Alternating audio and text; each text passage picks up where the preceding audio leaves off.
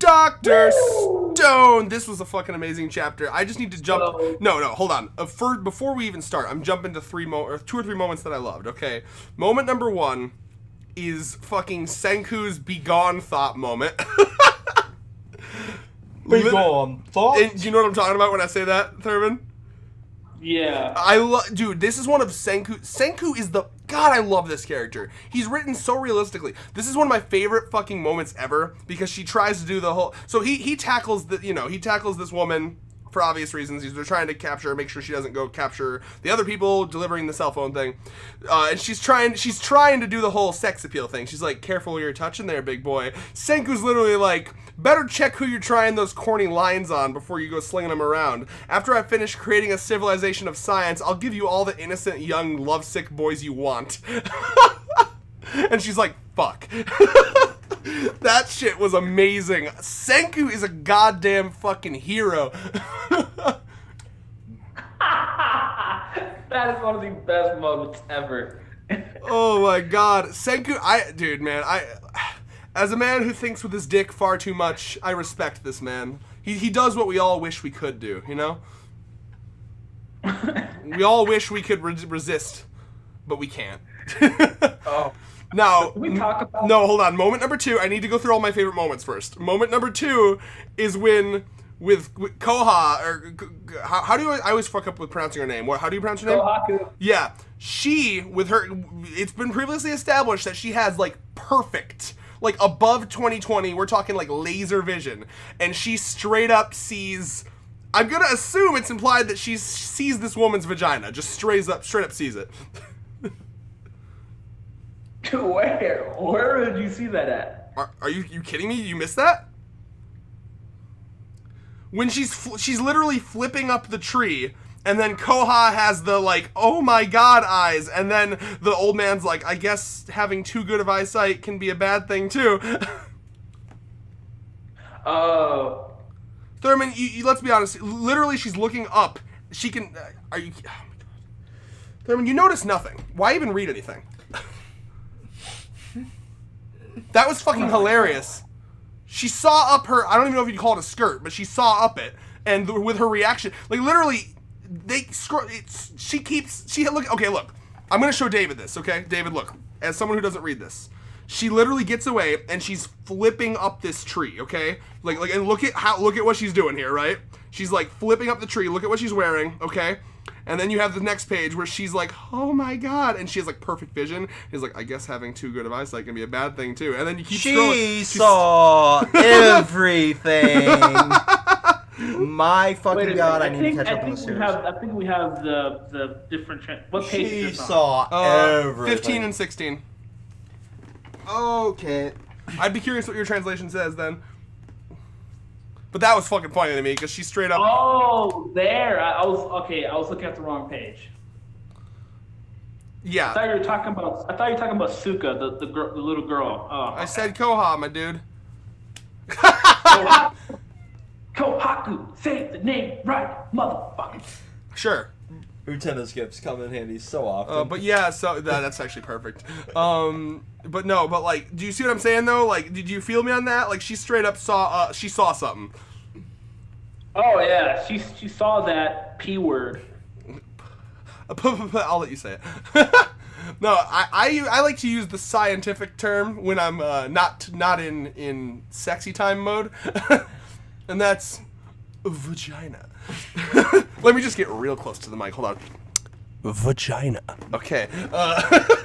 Moving on. So yeah, and then of course I also so yeah, those were the 2 moments that I fucking found hilarious in this chapter, and it just proves that this is a manga that just knows how to really just make like a fucking hilarious scenario with really believable characters. Now, another couple things I want to talk about is so let's talk about Kohaku's amazing. Just I love Kohaku. Isn't her entire like she's fast as fuck. She's going for the the whole dull edge of the sword thing to knock her out.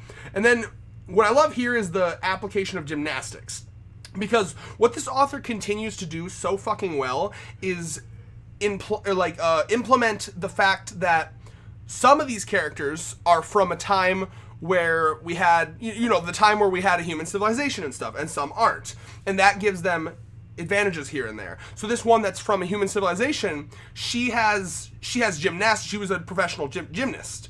And you have Kohaku, who doesn't know what a gymnast is. So like she's like, what are these moves? What is this that you're doing? And she's like, gymnastics. You wouldn't know about it. So I love that, again, this author doesn't just, a lot of bad authors will have a concept, but then they'll never use it. They'll be like, here's our concept, and then they'll forget about it. This is an author who runs that concept through the entire series and continues to make it fucking amazing. How about your thoughts, Thurman? I've been talking. Yeah. Just talk about the one cat. I was screaming, cat fight, cat fight, cat fight. Of course you were. Chapter. Of course you were. And we didn't get it. I'm upset. Do not say, of course you were. You're not a man if you weren't wishing for an epic female fatale death fight. But it wasn't, to me, it wasn't exciting just because it was a cat fight. It was just two amazing fighters. That was just a weird. Yeah. And now he's trying to make you look the bad guy, shaking my head. Deflection! Yeah. No, honestly, no, that's something that I consistently praise with this series. I love the besides the main villain, the strongest fighter on the good guy side is a woman, and I do find that amazing. And I also love this moment here where you have both of them basically at equal speed, where Kohaku is like, I can't close the gap. She's too fast. And the other one that I forget the name of. Homura. Homura's like, I can't, I can't shake her. So I love that whole dynamic where basically did the wrong order there, but who's carrying? Does it matter? No. Okay. I'm just giving you a hard. Okay. I'm just giving you a hard time. What got me this chapter was just how well everything fast paced was. Oh, it was fucking perfect. It felt like the pacing was fast, but it was good, right? Mm-hmm. So at the beginning, we're like, all right, the bomb set off real quickly. We have to run. So Team Gen was already on the move, right? And then we jump straight into Homura and Kohaku essentially having a little squabble because she's not trying to kill her, she's trying to capture her, make sure they don't know. And so I just love Senku's moment here. The double page spread with the fuck, yeah, dude. That was like, I remember when I was reading this, I was like, yo, my boy, what's he doing? No, here's what we gotta do. Here, okay, no. Thurman, it's time. It's time to throw the shade. Are you ready for the shade to be thrown? Yeah. This series is better than Promised Neverland. This series is better than Promised Neverland. Did this series beat Promised Neverland for your top 3 favorite manga? Well, it's not. Promised Neverland hasn't been in my top 3 in a long time. Not since the first arc. It's not better than the first arc, but it's better than current Promised Neverland. Was it in your top 3 or top 5? First arc Promised Neverland was absolutely top 5. But here's what I'll say. So I just find it interesting that both of these series, in the last couple chapters, implemented a flashbang. Mm-hmm. Okay, now you don't read Dr. Stone, Dave, but I want your thoughts on this, right? So I'm going to bring David in here, okay? So David's my guy that I talk about Promised Neverland with, okay? All right. Now, David, you remember how in Promised Neverland there was a flashbang situation, yeah, right? they put it inside like a frag grenade. And sure, like that wasn't clever. Yeah, right. But I'm gonna show you how they did it in Dr. Stone. All right. Oh God. So he literally he has it on this thing here, and he has a fucking wire. He throws it up, and then yank, and then boom.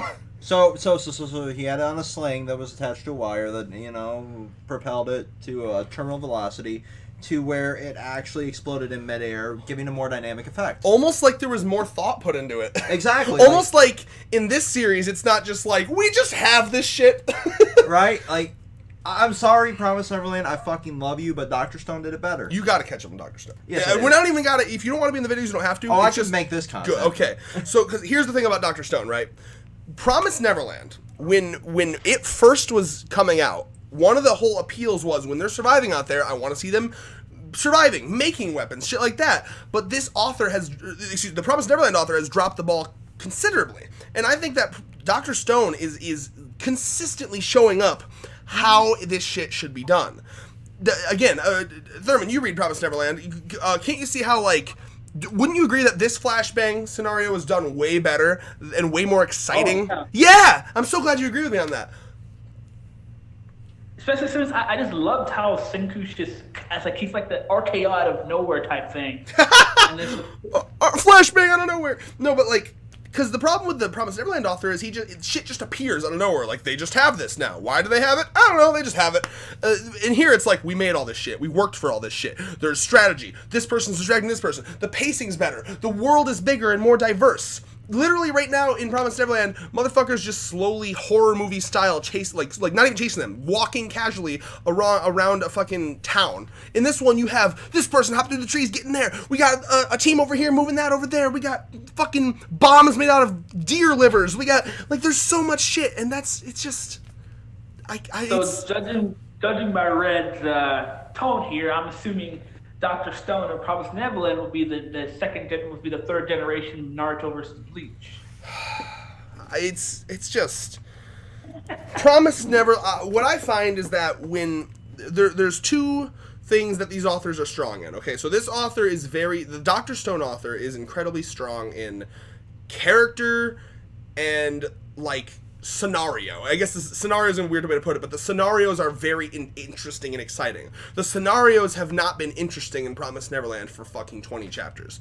And it's just sad to me. But like Dr. Stone, consistently, I fucking love reading it. It's never been boring except for the first like 10 chapters. Well, it's really, the first 10 are, here's our world and here's how everything interacts. But like... You heard it here first, ladies and gentlemen. At first, we had Dragon Ball Z versus Saint Seiya. Then we had Naruto versus Bleach. Then we had Black Clover versus My Hero Academia. And now we have Dr. Stone versus The Promised Neverland. I could see that being a thing. But honestly, like I said, it's just this author just has a much better grasp on how to do things naturally, how to make them exciting, how to make the characters realistic, comedy moments, pacing. Like, shit happened in this chapter. The last chapter of Promised Neverland was, like, I could sum it up by they hid in a house, and then they talked for a bit, and then Lewis horror movied through a house. That's all that happened. Like, hey, Emma. In this one, I can be like, holy shit, you had, this team was going here, and then they tackled her here, and then they flashbanged, and then she went over here, and then we had this and that. There was, like, so much happening, and it feels like a living, breathing, diverse world, and I love it. So, yeah, that's just my thing. Dr. Stone consistently, for the past 10 chapters, at least, has been consistently better than Promised Neverland, so fucking amazing for them. And Dr. Stone could become one of my favorite series of all time. If it keeps going down like that, like if it keeps going like this, absolutely.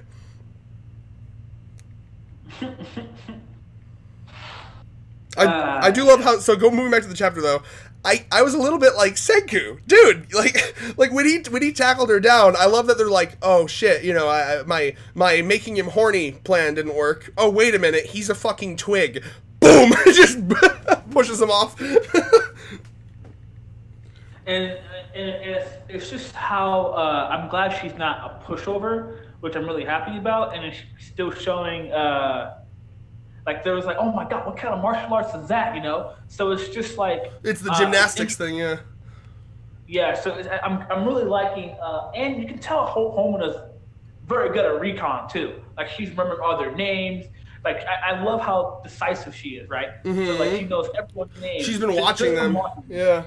And then she immediately realizes, oh wait, these three are here, so they must be either doing something or they're going toward. So it's just perfect. I love it. This moment where she's like, where are they? Like, this makes me wonder, like, why does she care so much? Why is she? Because like all those muscly men that work for Suka, not Suka. What's his fucking name? I hate the goddamn villain's name. Okay, because Suka's melon girl. Tsukasa, all the muscly men that work for him, like, that makes sense. But I want to know why this girl works for him. You know what I mean? Like, what does she have against, like, society? And, like, you're telling me she doesn't want, like, technology back? She doesn't want, like, why not, I wonder? Like, what has she been through, Because it's Lord of the Flies level of thinking here. That's all it is. Lord of the Flies.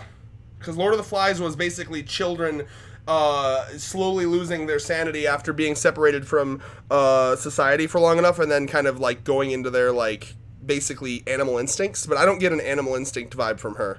Because it's simple, right? Because Tsukasa, you have to remember. I know you didn't like the first 10 chapters, but you have to remember why Tsukasa is essentially only. No, I know. I remember why Yeah, but go ahead. Anyway, so essentially, what his mindset is, what his logic is. He's saying adults are essentially the reason why society doesn't move forward. Adults are the reason why there's wars, there's so much suffering. So what his plan is, I'm going to revive the young. I'm going to revive people in high school. Stupid. They become adults. Yeah, it's stupid, but it's logic. So that's his logic. So in the Lord of the Flies situation, right? It's this thing of there's many messages in the Lord of the Flies. One of them being popularity always wins. Because if you remember the Lord of the Flies, who do all the kids follow? The popular ones. Who do all the kids follow? The ones who essentially had leadership around them. The ones who could rally up, who could essentially someone who could lead sheep, essentially. So it's the same thing here. Tsukasa has that leadership popularity vibe that essentially makes people follow him. Like, you're not going to, like, let's be honest, if you're like a random sheep who doesn't know anything, you're going to follow the first person that revives you, I get, yeah. So it's the same thing here. And the thing with the Lord of the Flies is, you remember, the whole point of it was popularity beats out logic, is what happened. Mm-hmm. Because, there was one kid who was, we should get help, start fires, SOS, blah, blah, blah. But on the other hand, we had other kids saying, no, we should just have fun, party, survive, go hunt. Yeah. Yeah, it does kind of actually remind me of that, yeah. Now, yeah, that makes sense, I guess. But again, like, that makes sense for all of the muscly fucking ooga booga men that he fucking revived. But, like, this woman... Hold on. Let me finish. This woman... She seems very rational. She seems like a smart person. She was a gymnast. She seems like she was probably like she gives me like a top of her class vibe. You know what I mean? Like I don't think that she's someone that would. She seems like a smart person. So I feel like there's got to be a more complex reason she follows him. The dick. He said the dick. He said the dick, David. Don't think she's interested in the dick, given your description. No, David said, don't think she's interested in the dick, given how we've described her. I agree. She doesn't seem to...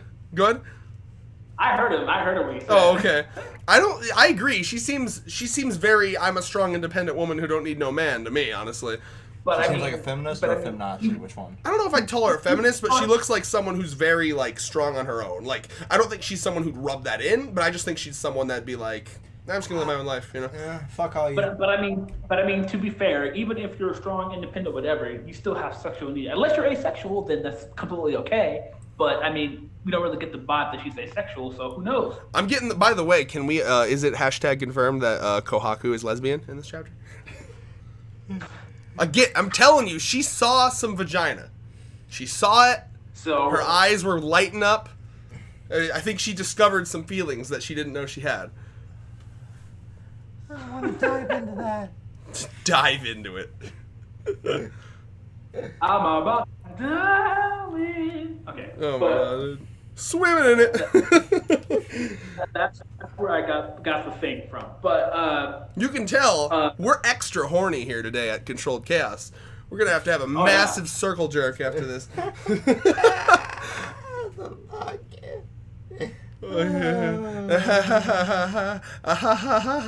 Okay, Thurman, what's up? You want to fly down here for the circle jerk? So, I'm really liking her character right now. I'm really happy. Me too. That the author decided to didn't really make her a they're making the army of Tsukasa have unique traits.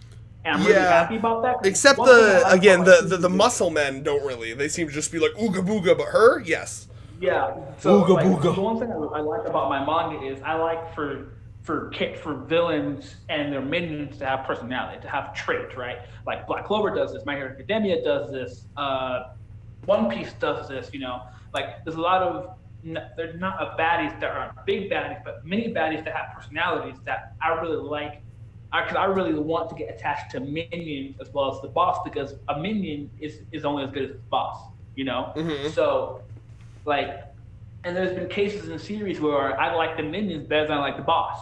Oh yeah, you know? totally. So I'm really happy that this author is taking a cue from that and making their followers likable. Because I'm like, she quickly gauged the situation. Oh shit, okay, the technology Chrome. We have Magma, who's strong. The mining, no. Then you have Gen. Why is Gen doing it? Then automatically, boom, she's leading them somewhere. And then if they're leading them to a stronghold, okay, it must be something scientific.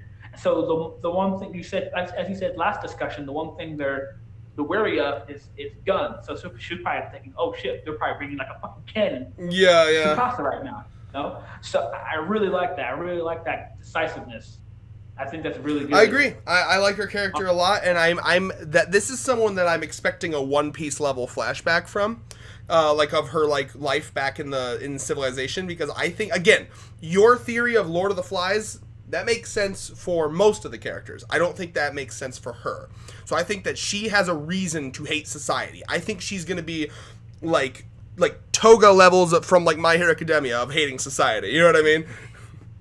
Yeah. I think she's straight up just gonna have like I think that she's honestly, she might even have a thing where I'm just trying to think, because again, she gives me the vibe like that she was like a really good at school, but maybe she just like always hated.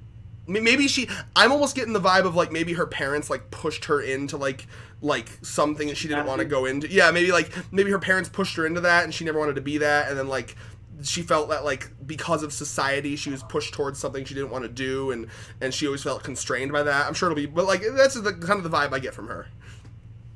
So the last thing I want to discuss here is, what did he make at the end here? At first I thought it was just a flashlight, but because of how it's like shit's like glowing, is it like a black light? It's one of those things. It's one of those things where you can find footprints. What is that? What are those things? I don't know what they're called, but David, you probably know about more of this than I will. But it's used in a lot of detective shows and shit like that. It's where like, in order to like, you do like ultra rays, I believe. Like people have like ultra ray goggles, and you can see like the footprints of where people moved.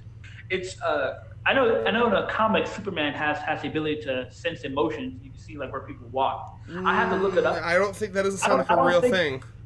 To me, it probably is a real thing, but not the way the media makes it, the entertainment makes it. Yeah. But it's something. Well, I assumed maybe it was a black light that like looked for like, I don't know.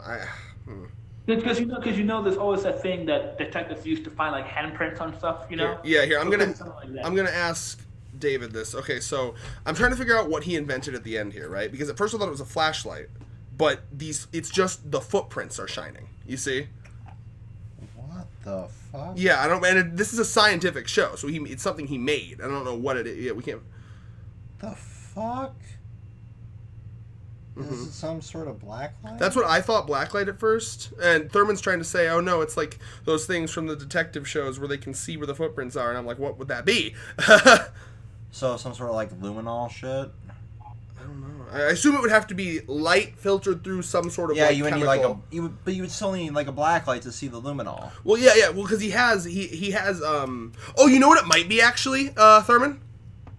Yeah. I just thought of something.